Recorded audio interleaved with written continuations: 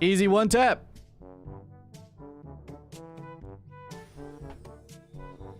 I'm gonna be a hand guy abuser? Hell yeah. I've been waiting, dude. How's everyone doing today? Omega.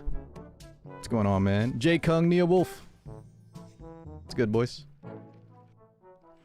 Wait. Okay, well, that means we're gonna pity hand guy. We're gonna pity hand guy, so. Wait, you got Aria and Emil Quirk in first 10 pull solidus? Let me rip a 10x mystical fast, guys. See if we... No shot! No shot, right, guys? No shot. No shot. It's the 4-star. It's just the 4-star, boys. Don't worry.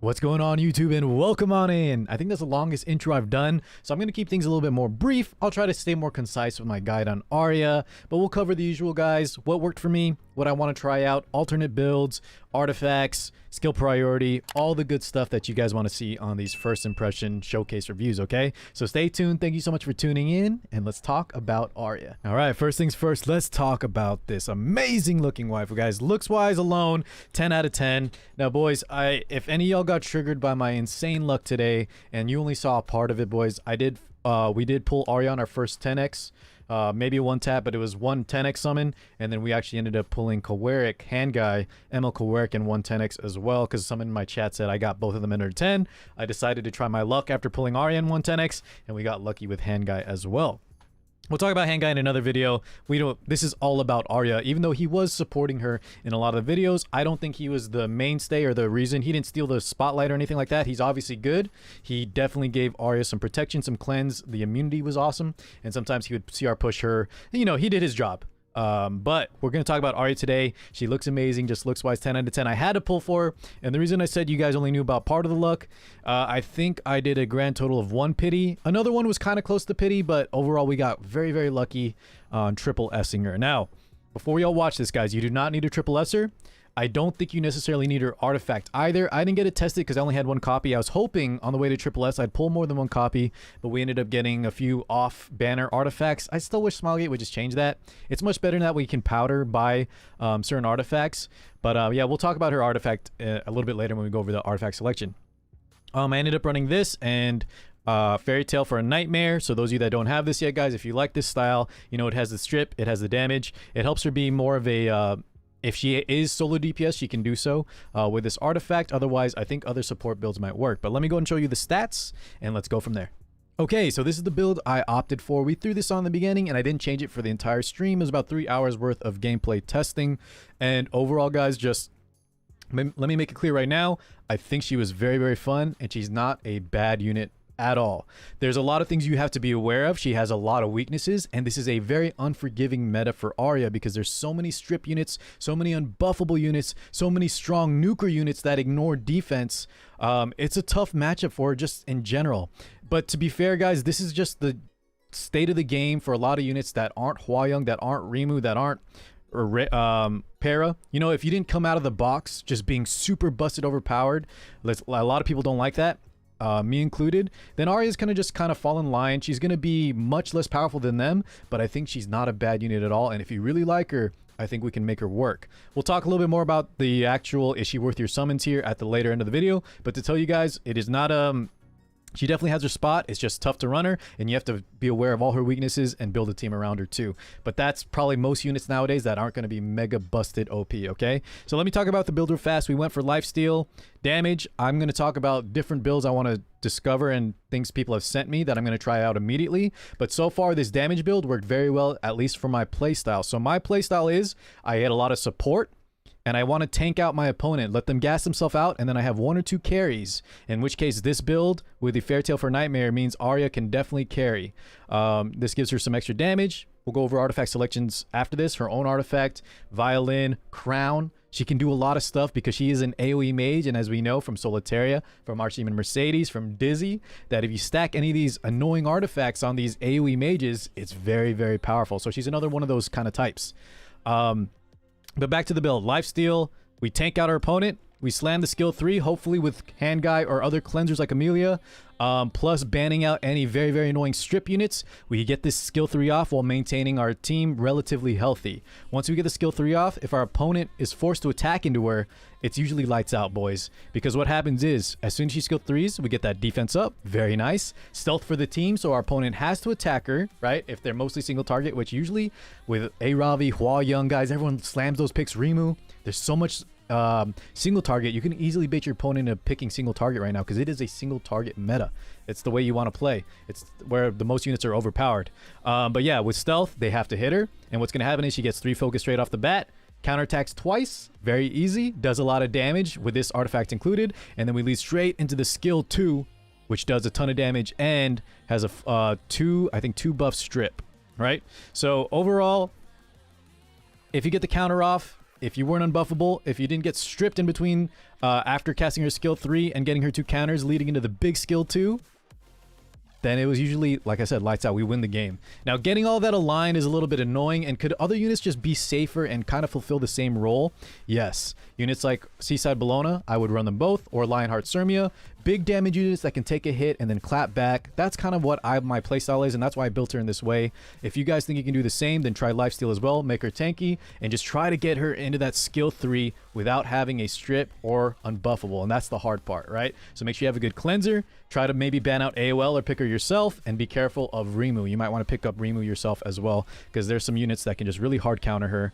Bellions were kind of annoying too, and I'm going to lead into the next part of the video, which is alternate builds. Okay, boys, don't worry. We're going to talk about skill priority and artifact selection here in just a second, but I wanted to quickly show you guys this alternative build, and I want to try something out like this next time I get on stream and get some playtime with Aria. I'm super excited for that, but this is sent in from Jello, and this is a almost no damage build, guys, with effect resist and effectiveness. So we maintain the tankiness. We use the Abyssal Crown, which I mentioned earlier. We have immunity, stack the defense, and it's a 2-2-2 build. Now, I was thinking of running her on speed and making her faster as our opener, right? Because the main game plan is to protect our other units when we're fighting single target comps, and we make sure we get counters, and I guess that'll lead into strips and crown. Crown would be my choice on a utility build, guys. Non-damage crown I think is amazing on any AoE mage, but this build actually takes it to an extreme. And if you're a tankier player, I think this is actually the best. This is probably what I would want to shoot for if I can reach these stats. This is very, very well built, because I noticed, guys, on my build here, my effect resist, a lot of times we would win a match, but she ended up getting a random stun.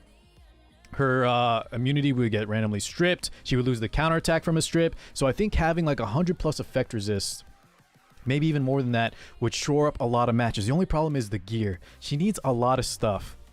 We would obviously have to make some sacrifices to get effect resist, probably lower the crit damage, maybe even the speed or defense slightly. But yeah, I would try to I could probably fit in 100 effect resist if I gave her some better gear, some of my best gear, and steal from other units. But I do like a build like this, guys, and I think a utility build with Crown, make sure we have effectiveness and effect resist so we can stun other units as well, is also very viable, and possibly even better if you didn't want to just, you know, showcase a lot of damage. Alrighty, let's go back into our game and let's go quickly wrap up and talk about skill priority, artifacts, and then we'll lead off with overall thoughts and whether or not I think you should pull one more time. I kind of referenced, you kind of get where I'm at so far with Aria.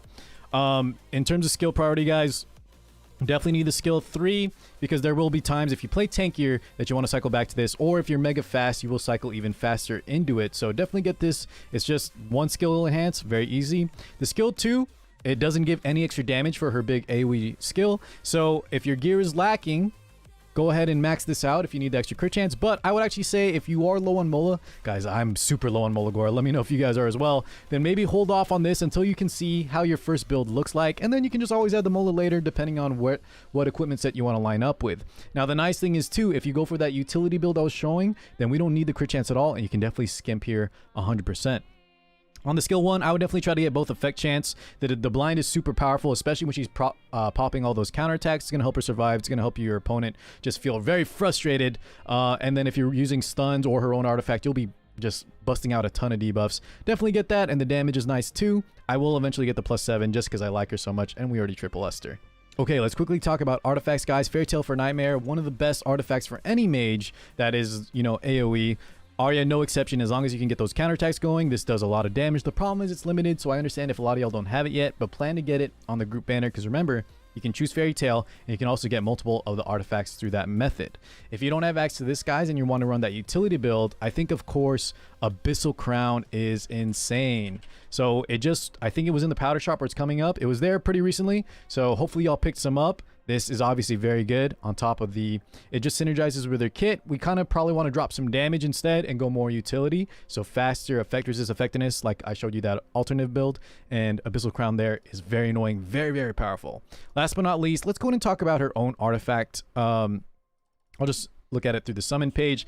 I wanted to test it, guys, but since I only got one copy, I thought it'd be better to just give a maxed out main artifact like the Fairy Tale one or Abyssal Crown. But let's go ahead and look at this real fast. How come I can't open this? Where's that? Scroll of Shadows. Is it a must-have, guys? I'll tell you right now, no, it's not, because there's so many good mage artifacts. If you pick up one along the way, or you don't have access to a maxed out Crown or Fairy Tale for Nightmare, then it is very good too. It does everything she wants. It'll increase her damage, and the debuffs are very powerful. The only issue is a lot of the debuffs can be RNG, but so is the Abyssal Crown stun. These just won't be as powerful as a straight up stun, but if you hit those, the nice thing is all 4 of the debuffs are very strong, and it always has the same chance. So even at +15, I think this is like her best budget artifact if you have nothing better. And on top of that, if you want to use your Fairy Tale for a Nightmare on your Solitaria or your Archdeacon Shadow, if you want to use your Violin or your Abyssal Crown on other mages too, then this is a good backup to have, because there's a lot of mages now that want a lot of different artifacts. So it's a good alternative. I would definitely try to pick up one, but the same deal with Aria, not a must-have. So let's wrap up the thought with Aria. Is she must-have? Definitely not. She has a lot of issues. She's not as powerful as some of the other meta-crept, power-crept units we've seen recently. But if you really like her, I think there's multiple playstyles. I've also heard that she's good in a cleave anchor position, so cleavers can actually make good use of her as well as sort of an anchor, meaning she protects the squad last one to go, etc., etc. So I think she's viable in multiple playstyles. I did the damage, lifesteal, tanky build. Jello was showing me, right, that utility build, relying on stuns and controlling your opponent. And then I've heard she also works in cleave. So no matter what, I think every player will have a use for. I think she can work in aggro as well. It's just there's probably other solutions that are maybe better for this meta, right? If you just want to slap down some of the more powerful ML5s that are just super oppressive, or the Hua Youngs, the Remus, the Apocalypse Ravis, right? Any of those units probably overall just straight up do more than what she can provide. But if you don't have access to those, if you want to run her because she looks amazing and you like that mage playstyle, she definitely has a spot for sure. Okay, so overall, save your bookmarks unless you're super sold. But if you're sold, hopefully this guide helps out. Let me know what build you try. And I think she has a lot of promise. It's not just fake hype. I think she's actually has potential. It's just in this Epic 7 game right now, there are so many powerful units. If you only want the best of the best bang for your buck, then you probably want to skip her. But I want to see more people running her because she looks amazing. All right, guys, let's wrap it up there. Thank you so much for watching. I'll catch you on the next one. Peace out.